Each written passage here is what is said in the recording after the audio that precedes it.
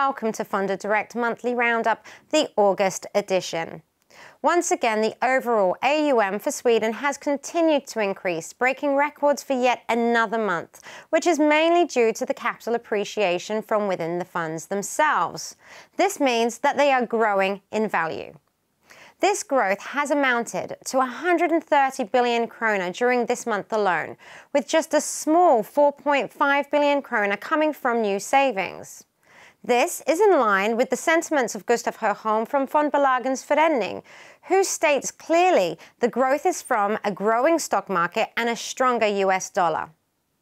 We have seen large inflows coming into equity and mixed funds, as well as long fixed income funds, with large outflows from hedge funds and short fixed income funds. With over 50,000 investors already gained within less than a month of being available for sale, we can see that the trend towards global funds and North America funds continues, with Avanza launching a new fund called Avanza Global, which has created a lot of hype and attracted a significant amount of inflow. If we look at the Morningstar data for the past 30 days, it really is a mixed bag of where savers have been investing and what has been performing. We have small cap funds, Russia funds, healthcare funds, and even China funds in the top 10 performing, including names such as Renman, Granite, Alga, and SEB. On the other end of the spectrum, the worst performing funds have all been exposed to Turkey for the second month in a row. Turkey continues to be volatile, struggling for stability within its foreign affairs with the US, as well as its own political equilibrium. Also at the bottom of the list, you will find that some funds exposed to gold are suffering following poor development of the gold price. The price of gold has been dropping for the last 6 months, with a year-to-date drop of around the 9% mark. Also, China sits next to gold and Turkey with poor development due to the ongoing trade war with the US.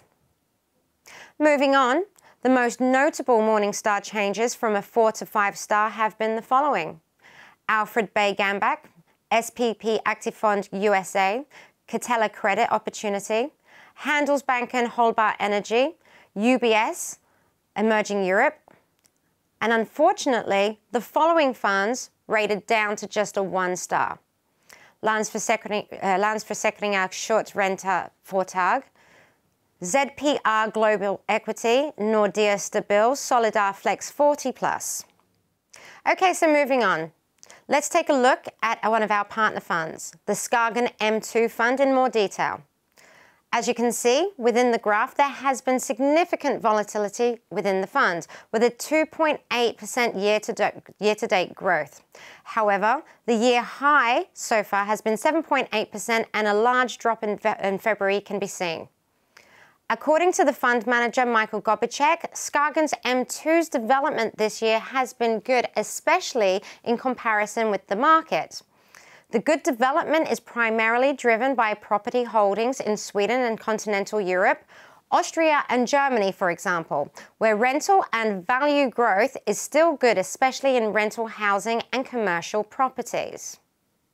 Many markets have been very macro and geopolitically controlled this year through trade war, dollar strengthening, and rising interest rates, as reflected in property shares. Nevertheless, growth and demand in many markets and segments such as logistics, rental housing, and offices are still strong.